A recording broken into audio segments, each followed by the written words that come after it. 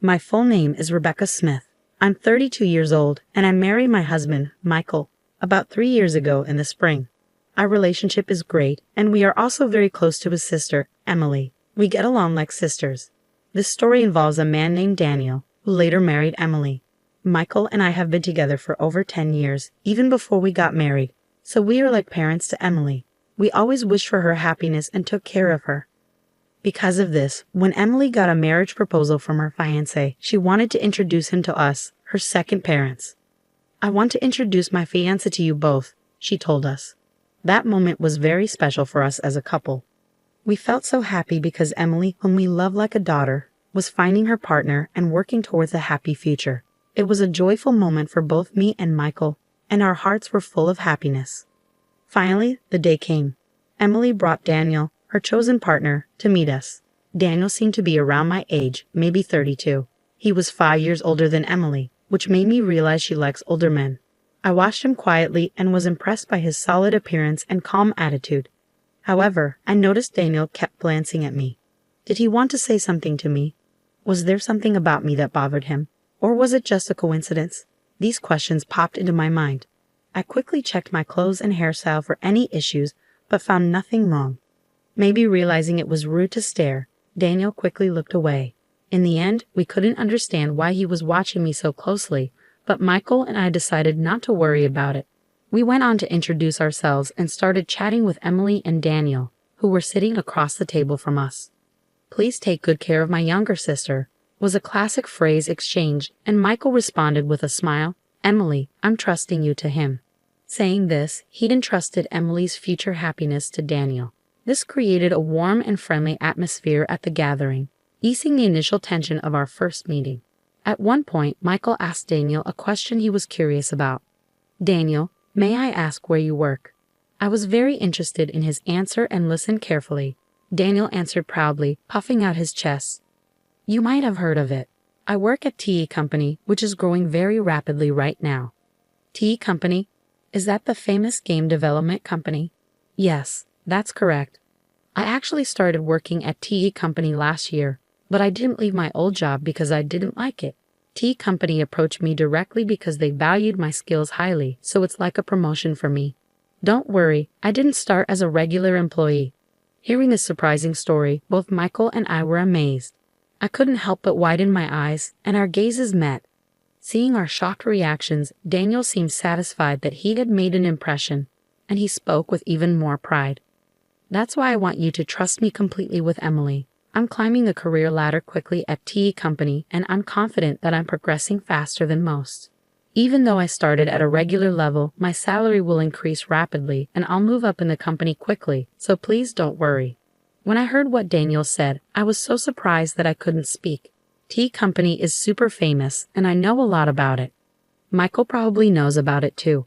But since he doesn't work there, he might not know all the details. I think both Emily and Michael know that TE Company is really well known in the industry, but it seemed like neither of them expected Emily's fiancé, Daniel, to move up the ranks so quickly after joining.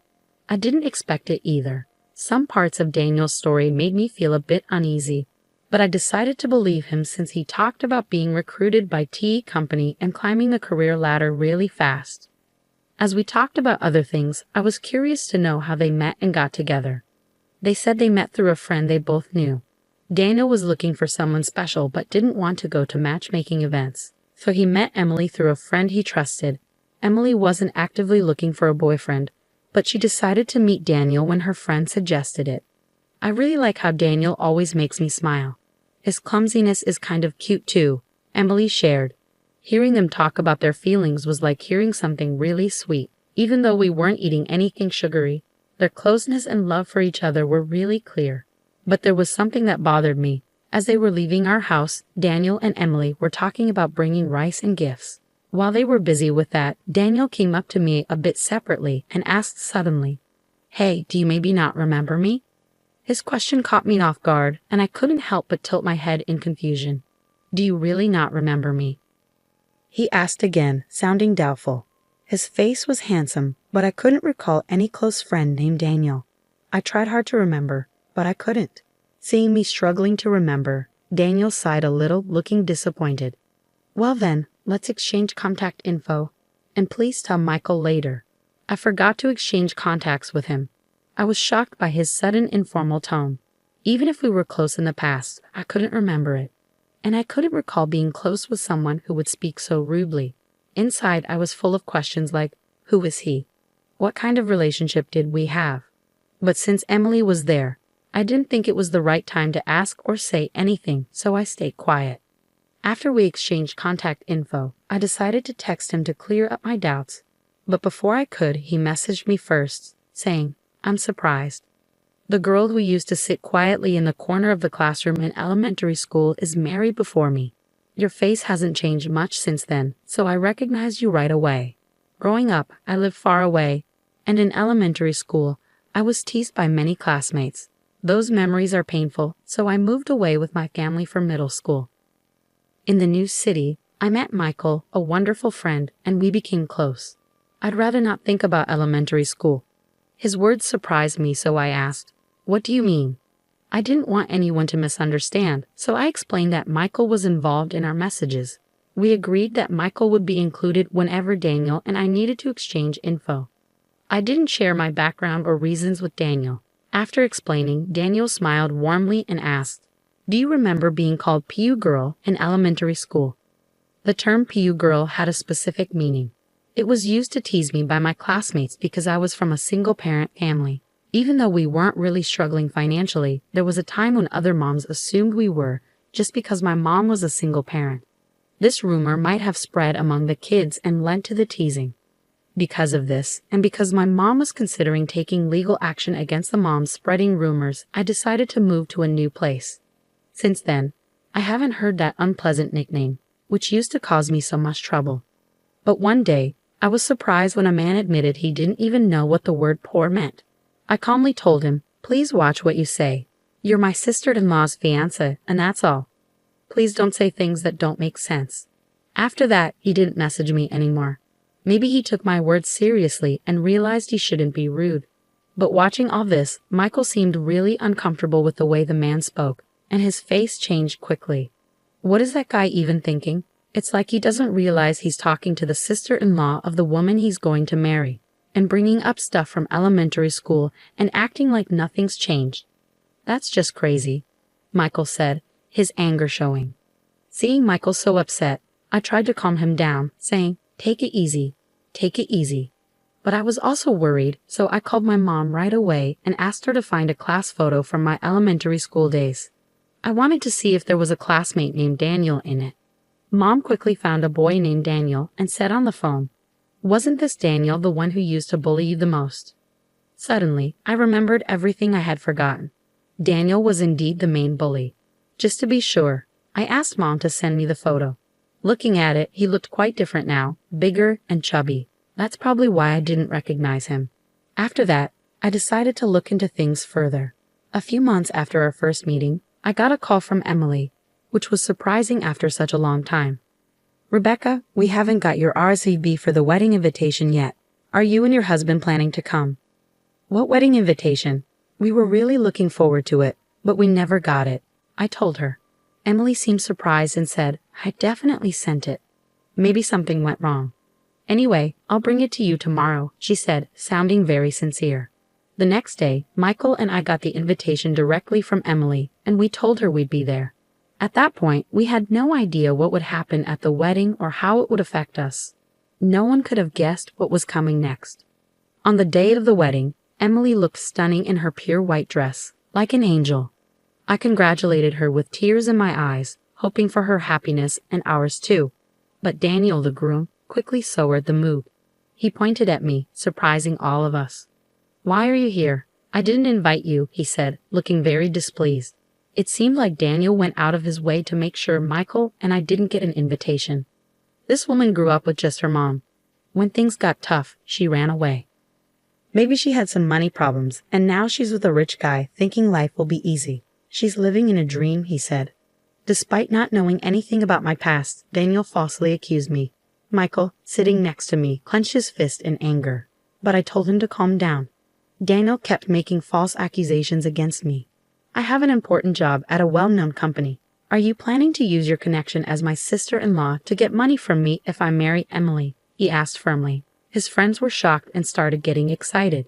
They must have the same narrow view as Daniel. I went to a staff member and asked for the microphone. Daniel looked like he expected me to say something emotional and illogical, but I stayed calm and said, "It's ridiculous that you, who can't even remember the face of your own company's president, call yourself an elite. Think carefully. If you want to cut ties with me, I'll be in the president's office tomorrow.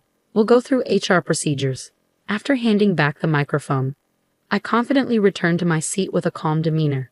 Michael stood up and walked towards the exit. Soon after, Emily followed him. Seeing this, Daniel called out to her, "Wait, why are you leaving too?" "I'm just trying to end things with her." "If that's the case, there shouldn't be any problems, right?"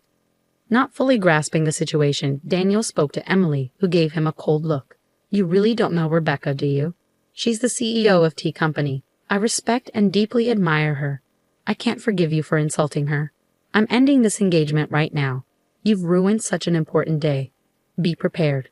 Shocked by Emily's firm words, Daniel was taken aback. Emily talked to the venue staff and removed her wedding dress. She told the guests that the banquet was over, and the wedding would now be a simple meal gathering. She made it clear that this wouldn't happen again and firmly blamed Daniel for the breakup. The next day, as I had promised, I calmly waited for him in the president's office. Two big, muscular employees stood beside me, ready to act if he tried anything during our talk. When he came in, he seemed confident at first, but that soon changed. He sat down and looked tense. His behavior, coming in without permission and not even greeting, was rude. It was clear he didn't understand the basic rules of the company. "No way. I can't believe you're really the president. This is unbelievable," he said. "If you did a little research, you'd find the president's info on our website. Didn't you check before coming?" I asked. "Well, there were some things." He trailed off. It seemed he hadn't taken my words seriously or bothered to find out the truth. Maybe he thought I was joking or lying in front of all those guests. I told him I'm considering terminating your contract. "What? You can't make such a quick decision over a small misunderstanding. I'll talk to the Labor Standards Inspection Office." He tried to persuade me carefully, but I calmly put a copy of his resume in front of him. "You lied about your education here, didn't you?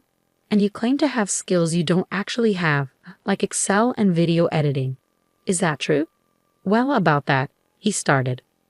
"Falsifying information and providing false reports are valid reasons for us to terminate an employment contract," I told him directly. He looked surprised at my statement. In fact, I had a strange feeling about him since our first meeting. Afterward, I checked everything thoroughly. Normally, our company doesn't use headhunting methods.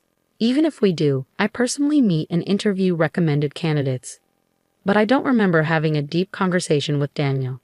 He joined through our regular hiring process and started as a regular employee. He claimed to be aiming for promotion and said he was skilled with certain software, but he actually wasn't. That's why he never got promoted. His self-assessment was very high, and I found that suspicious, so I looked into his attitude. He was lazy at work and seemed content just to be part of the company. I tried to help him improve, but he didn't change. Now that he's broken off his engagement with Emily, there's nothing special between us. He continues to act unpleasantly, making me uncomfortable, so I see no reason to be lenient with him. I promptly asked Daniel to leave the company. Since he had only been with us for less than 6 months, there was no need to consider severance pay or handing over specific duties over such a short time. "Can't you help me out, as an old friend?" he pleaded. But I coldly replied, I don't see any reason to continue our relationship, and arranged for other staff to handle his immediate departure. It seems he was hoping for financial help from his father, but because of the outrageous rumors he spread, that didn't happen. There's a past incident where my mother sued for defamation, and Daniel's mother was the victim. My father paid compensation for damages once before. Faced with a similar situation with his son demanding compensation, my father likely reached his limit, stopped providing financial support, and cut ties with him completely. Afterward, Daniel took care of his elderly mother while being pursued for compensation. Eventually, he vanished, seemingly taken away by people in all black clothing, and nobody knows where he is now. Someone might eventually come forward with information about his whereabouts, but I have no plans to actively search for him. Initially, Emily was deeply hurt when she learned about her fiancé's background. But time heals, and about 6 months have passed. She's starting to see it positively, saying it's probably best we didn't get married. Lately, her smile has returned, and she's even looking for a new partner. Seeing her happier again, Michael and I are truly relieved. They're even talking about having children now.